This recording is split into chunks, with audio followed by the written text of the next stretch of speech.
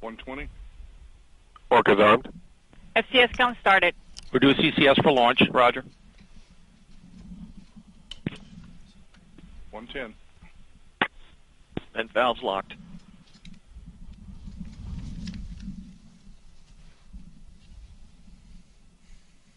Sixty seconds. Rock, report range status. Range green.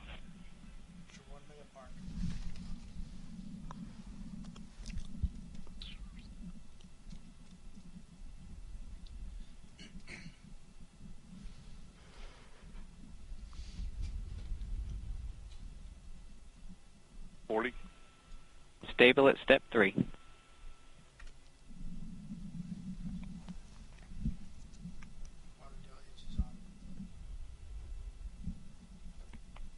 ECS reduced for launch. Status check. Go Alice. Go Centaur. 20. 15. This is Atlas Mission Control at T-minus 10, 9, 8, 7, 6, 5, 4, 3, 2, 1.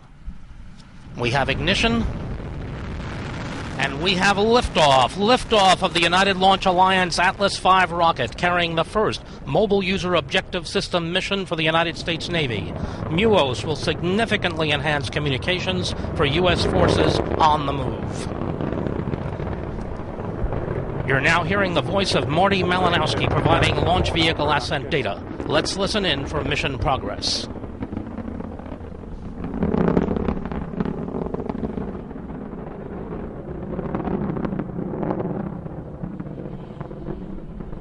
Mach 1.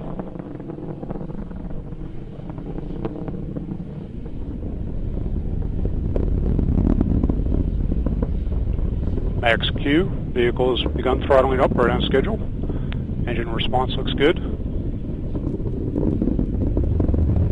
SRB chamber pressures have plateaued, holding stable.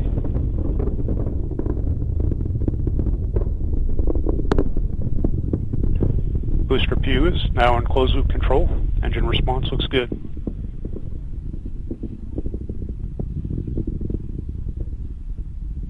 And the booster has begun its next throttle segment. Engine response looks good. Next event will be the SRB burnout. Chamber pressures continue to look good. And we're having SRB burnout. Signatures look good. And we've begun throttling back up right on time.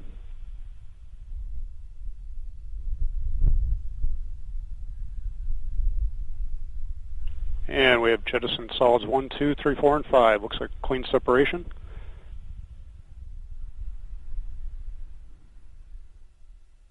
And we've begun Q alpha limited steering. And begun a small roll for thermal constraints. Current altitude is 38 miles, downrange distance 50 miles, velocity is 4,771 miles per hour. Range track shows the vehicle making good progress right down the middle of the range.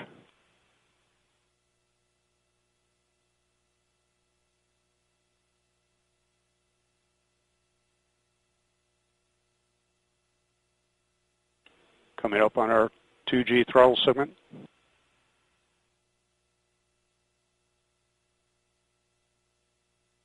And the booster has begun to throttle to maintain 2.5 Gs. We have fired the RCS pyro valve, and that system is now pressurizing to flight levels.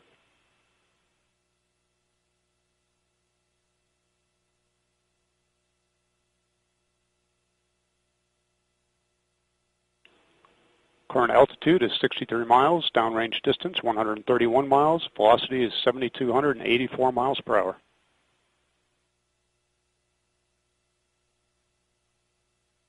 Next event will be payload fairing jettison.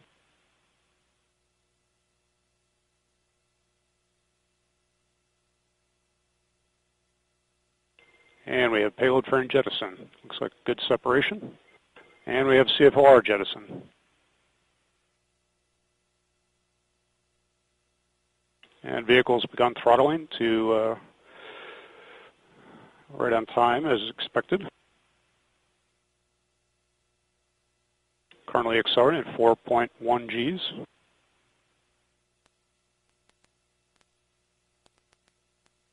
And we've begun throttling to maintain 4.6 Gs until BECO. Boost phase chill down is underway.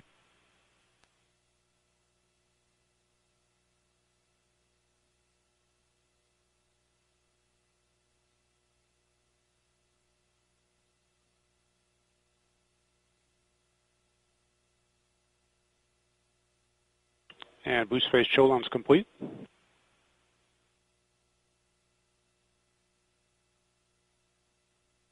And we have BECO. Engine shutdown looks good. We have retros and stage separation. SEP looks clean. We have LOX and fuel pre-start. GN2 purge burn is underway.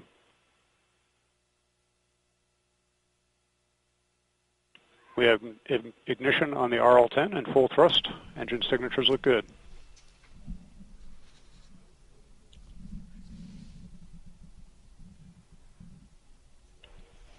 Centaur steering has been enabled. And Centaur PU has been commanded to fixed angles for the early portion of this 7-minute and 41-second burn. This is Atlas Mission Control at L plus 5 minutes, 11 seconds into the MUOS-1 mission. We've just heard Marty Malinowski report the successful execution of events comprising the early part of today's mission, and all systems continue to operate normally. The mission is currently in the first of 3 Centaur engine burns. Our next event, the Centaur main engine cutoff, will occur in approximately 7 minutes.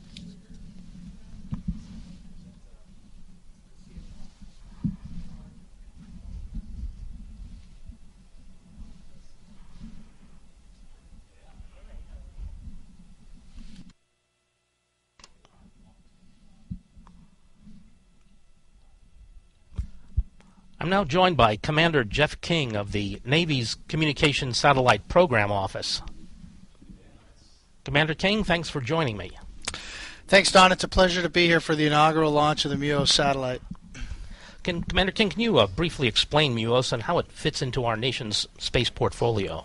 Sure. The MUOS constellation was designed and will be operated by the U.S. Navy to support both the unified commands, the joint task force components, as well as the Department of Defense and non-DoD and allied agencies. MUOS provides global communications to the warfighter in the UHF or ultra-high frequency spectrum. Can you now briefly explain the features and all the capabilities that MUOS has? Absolutely. MUOS supports a multi-service population of narrowband users. It's designed to support those users specifically looking for mobility or comms on the move, as well as a higher data rate and higher operational availability. MUOS is going to provide approximately 10 times more system capacity than the current narrowband constellation, and it does so by bringing the latest mobile technologies such as simultaneous voice, video, and data, as well as improved services to the legacy users of the current system. The MUOS satellite will be in its geostationary orbit, about 22,000 miles above the Earth, and from that height it can see about 1/3 of the Earth's surface, and so from there it uses its 14-meter reflecting mesh antenna to communicate with the users on the ground. Well, MUOS-1 is the first in the constellation. How many MUOS spacecraft will there eventually be in the constellation? Well, actually there will be 4 satellites and a 5th satellite on orbit as a spare. This combined with the ground system, we've located strategically 4 different ground stations across the world, provide the worldwide coverage to the users. As the core of the MUOS system, the ground stations are responsible for transporting the data as well as managing the network and configuring and controlling the satellites. Well, Commander King, thanks for that information, and let's return to Marty Malinowski for more information about the mission in progress. And we are seeing Centaur roll to optimize telemetry coverage at this point.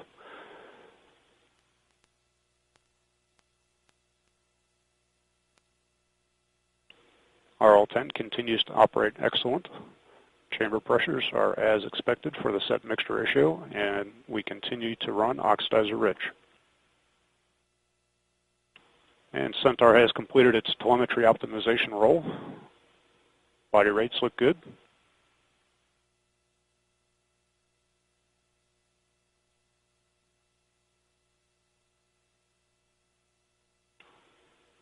and the RCS line temperatures have equilibrated with the bottle temperatures. System performance looks very good.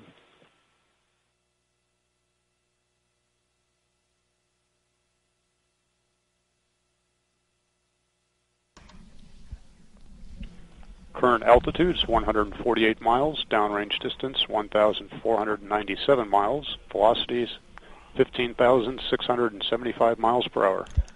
This is Atlas Mission Control at L plus 9 minutes 20 seconds into the MUOS-1 mission, and all systems continue to operate as expected. The mission is currently in the first of 3 Centaur upper stage engine burns. Our next event, the first Centaur main engine cutoff, or MUOS-1, is scheduled to take place approximately 3 minutes from now. It's worth mentioning that today's mission is the 200th Centaur flight. Development of Centaur, the world's first high-energy upper stage, began in 1958. Utilizing liquid hydrogen and liquid oxygen, Centaur debuted in 1962 and enabled critical missions that paved the way for the Apollo moon landings.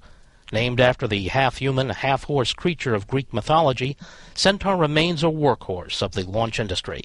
Now let's go back to Marty Malinowski for the call.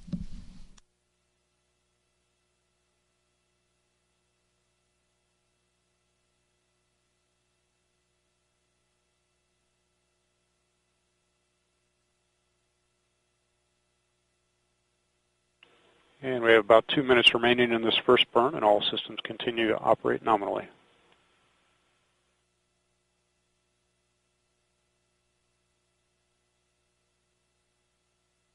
Centaur is currently flying at 143 miles, and altitude, downrange position, is 1,900 miles, velocity 16,567 miles per hour.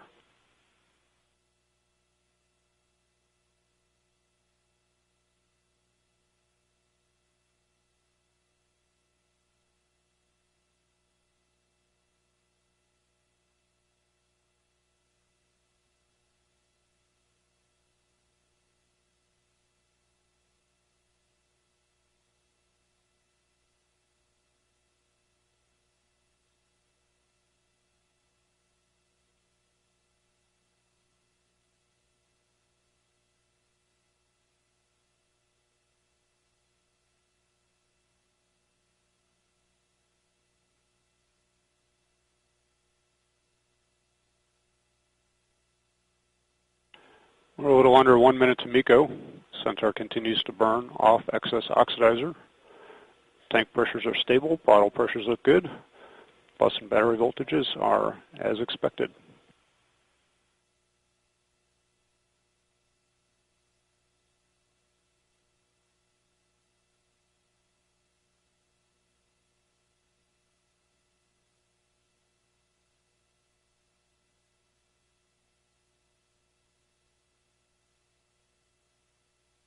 At this point in the burn, Centaur should be orbital.